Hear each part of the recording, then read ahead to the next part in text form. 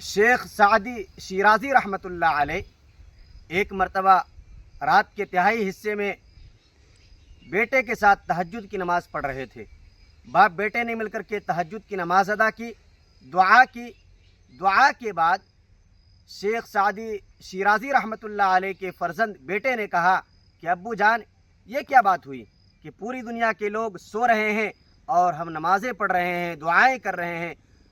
इशारा इस तरफ था कि लोग नमाज क्यों नहीं पढ़ रहे हैं।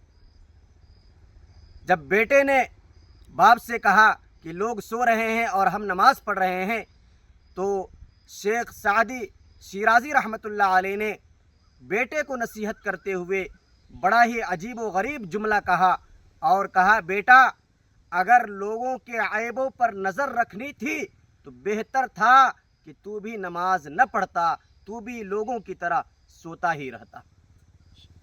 ये शेख सादी शिराजी ने अपने बेटे को नसीहत दी। हमें भी चाहिए कि दूसरों के अयूब पर नज़र रखने के बजाय अपने अयूब पर नज़र रखें।